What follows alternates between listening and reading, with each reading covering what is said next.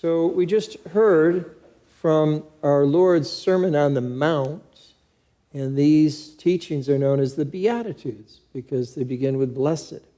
It's the New Testament sort of corollary to the Old Testament when God gave Moses the 10 Commandments. There's 10 Commandments and 8 or 9 Beatitudes, and it's worthwhile to learn them by heart so that we can reflect on them.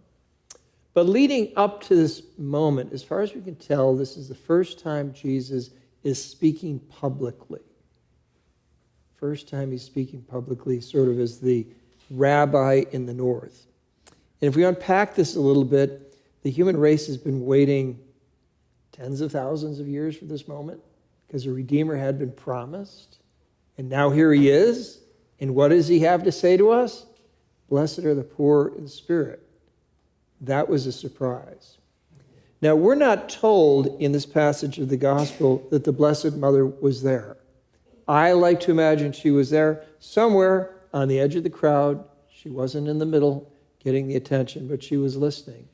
And as you go through each one of these Beatitudes, they certainly seem to describe her.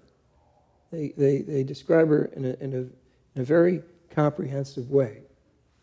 And you could give a homily on just any one of these 8 or 9 Beatitudes, but I'm just going to take a look at one of these, which sometimes seems to be a paradox. Blessed are the meek, for they will inherit the land.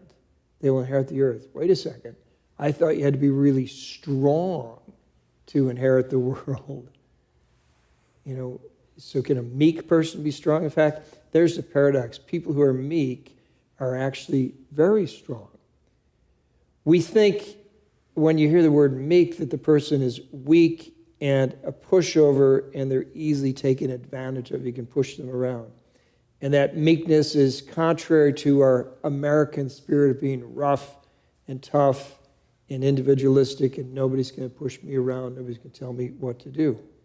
But actually, a meek person is very strong because they have acquired self-control, self-knowledge, and self-dominion.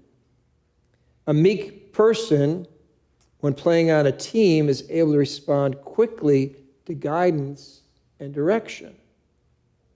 It's very similar to a sailing vessel. If you see a sailing vessel, you've got the sails, you've got the mast, you've got the ropes, you've got the pulleys. All you need is a little wind. And a very well-outfitted sailing vessel is meek so it can respond immediately to the wind. And the skipper of the ship, who doesn't hold on to I want to call it the steering wheel. What do you call it in a ship? Whatever it is. Yeah, the tiller. It doesn't hold on to the steering. They actually steer it with their fingertips. They're looking at the wind and they're trying to gauge that. It's a real light touch for it. So the skipper steers the ship with his fingertips so he can be responsive to the wind and the waves and what's going on like that. You also see this in professional sports. It's a joy to see, especially in a football field, when a play is called and the quarterback sees what's going on, and he changes the call at the line, and he sees the whole vision, and he knows that this receiver will turn exactly at yard 40, and his arms will be out, and there's the ball. Now, that receiver says, I'd rather go to the left. Nobody's told to turn to the right, and the ball is there. It's wonderful to see. So he's got that self-control, self-knowledge, self-dominion that allows him to work with the rest of the team. Our Lady is that sign of meekness, and that's why we can see in the wedding feast at Cana, in that stained glass window, with a great deal of confidence and peace, she's telling the servant, do whatever he tells you. Look, I've been there before. I know what's going on. Just do what he tells you. And so is Mary meek? She's meek. Is Mary weak? No, she's really strong because she's standing there at the foot of the cross when everybody else has faded and they've gone away. I would encourage you and invite you to reflect on each one of these Beatitudes and think about it and kind of tease it out, what it means. Each one has so much to offer us. Blessed are the merciful, for they shall obtain mercy. What does it mean to be merciful? It means to give people a break. Just give them a break. And if you give them a break, God will give you a break. Blessed are the peacemakers. We heard that a lot growing up at my house because I had 5 older brothers. Blessed are the peacemakers.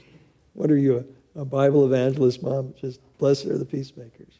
So we can reflect on those, and to the degree we reflect on them, we'll be able to image the Blessed Mother, who is the image of